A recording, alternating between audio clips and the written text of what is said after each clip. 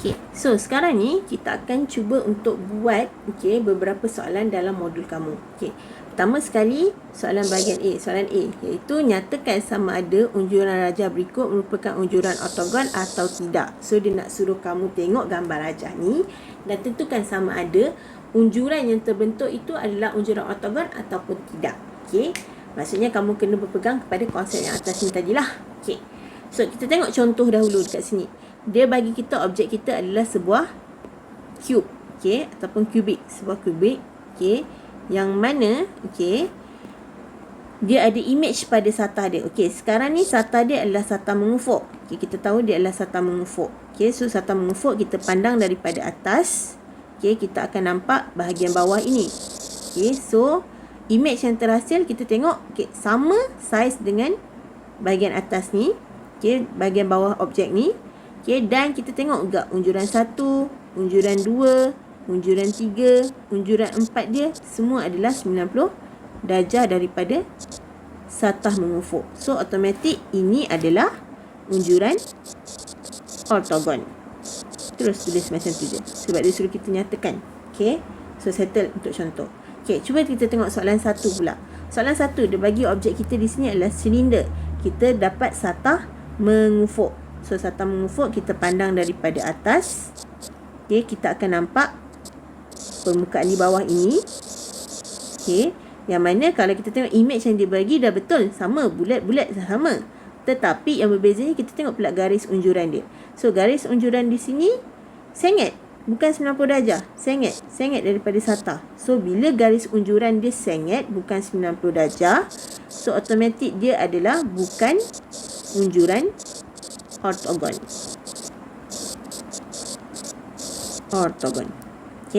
Itu adalah konsep macam mana kamu nak tahu dia unjuran ortogon ataupun tidak.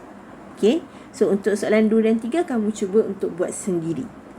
Kita beralih kepada bahagian B ataupun soalan B. Soalan B ni dia dah masuk macam mana kamu nak melukis unjuran ortogon. Alright, so sekarang kita tengok. Lukiskan unjuran ortogon pada satah yang diberikan bagi setiap pepejal berikut. So kita cuba buat A dahulu. So A dia bagi kita adalah satu pepejal, iaitu pepejal ni lah, solid ni lah, iaitu silinder. Sekarang ni bila kamu nak lukis silinder, bila kamu tengok, pertama sekali kamu kena tengok kedudukan satah kamu. Satah kamu sekarang ni adalah satah mengufuk. So satah mengufuk kamu akan pandang dia daripada bahagian atas. So bila pandang daripada bahagian atas, kamu akan nampak bentuk ini, iaitu bentuk bulatan tapak ni. Sekarang kamu dah tahu bentuk dia apa. Sekarang nak tahu ukuran dia pula. So ukuran dia senang saja. Kamu tengok kepada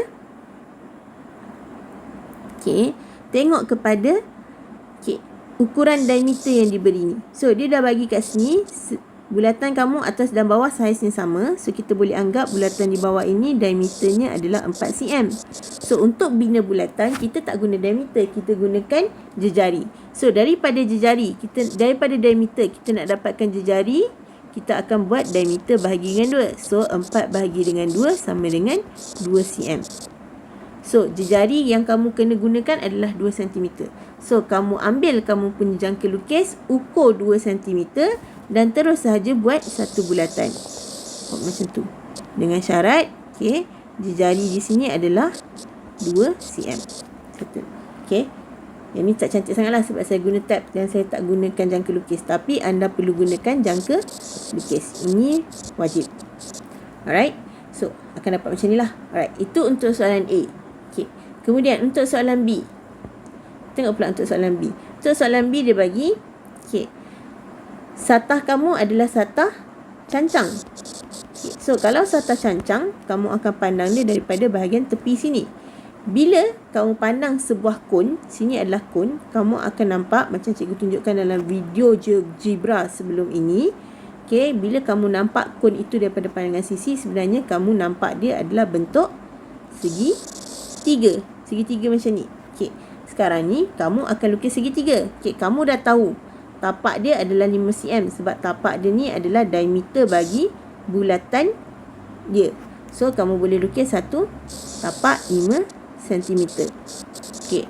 Kemudian sekarang kamu nak tahu macam mana kamu nak lukis dia punya bentuk sisi yang di sini dengan sisi yang di sini. So, dia dah bagi dekat sini. Tinggi adalah 4 cm. Tinggi ini bermaksud tinggi yang berada daripada pusat bulatan tapak dia sehingga ke bucu. So, ini adalah 4 cm. Bukan tinggi sisi condong. So, senang saja daripada titik tengah dekat sini. Okay, kamu carilah titik tengah 2.5 cm. Kamu ukur 4 cm dan kamu sambungkan saja semua titik yang kamu dah buat tu. Kita buat titik je, tak payah buat garisan. Buat titik sebagai penanda. So, kamu dah dapat macam ni. So, maksudnya bila kamu buat titik di sini, sini adalah 2.5 cm lah. 2.5. So, dekat atas ni kamu ukur 4 cm. So, nanti kamu boleh labelkan ini sebagai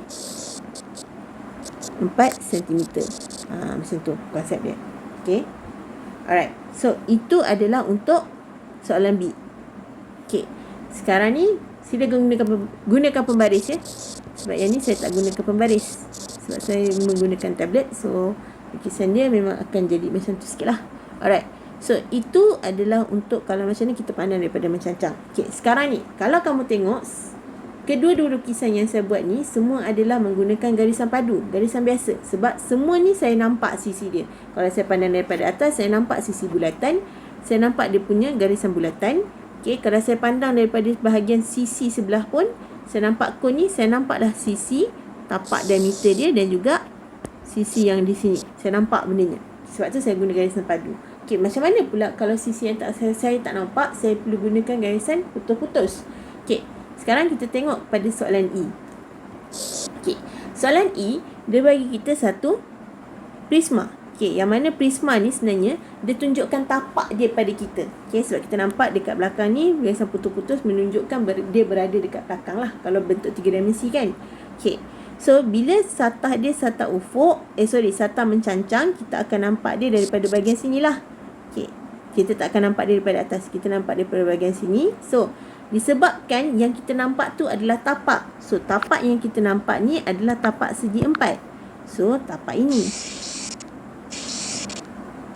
Saya nampak tapak ni. Okay. So, apa yang saya akan lukis dulu? Saya akan lukis dahulu tapak dia. Ikut berapa ukuran? 5 cm. Okay. 5 cm darab dengan 4 cm. So, sini tekan 5 cm. Sini 4 cm. So, sini adalah 5 cm. Sini 4 cm. Okay. So, tahulah 5 cm, 4 cm. Okay. Sekarang ni, okay, dia ada label. Kalau kamu tengok setiap lukisan ada label kan. Okay, setiap bucu ada label. So, sila labelkan. So, dekat T kamu, ini T kamu.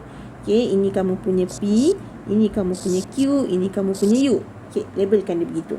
Okay, sekarang ni, kalau kamu lukis satu segi 4 saja, orang akan anggap, oh, yang ni bentuk kuboid kot rasanya. Orang akan anggap macam tu. So, macam mana kamu nak menunjukkan dia adalah prisma?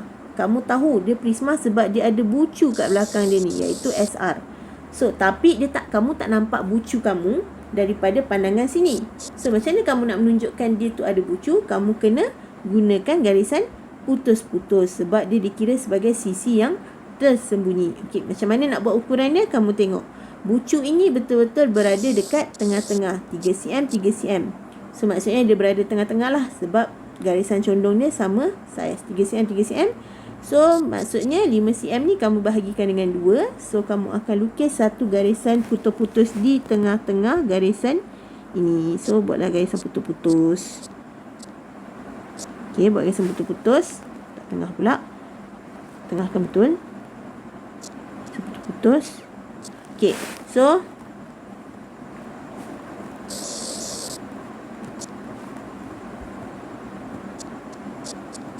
okay, garisan putus-putus. Yang mana garisan putus ni pun kita kena labelkan. Ikut dia punya label. So, sini S. Yang bawah ini adalah R. Okay. Yang mana bila kita lukis garisan putus-putus tu bermaksud jarak antara TS adalah 2.5 cm. Jarak antara SU pun adalah 2.5 cm. So, betul lah jarak antara T dengan U adalah 5 cm. Sama. Okay. So, itu cara macam mana kita nak gunakan konsep garis padu dan juga garis putus-putus dalam melukis unjuran ortogon. Okay. So, Untuk soalan C dan D, cuba buat. Okay, cuma untuk soalan C dan D ini, kita kena ingat, okay, macam mana kita nak lukiskan dia, daripada pandangan mana, berdasarkan kedudukan satah.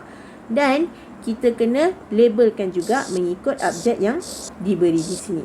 Okay.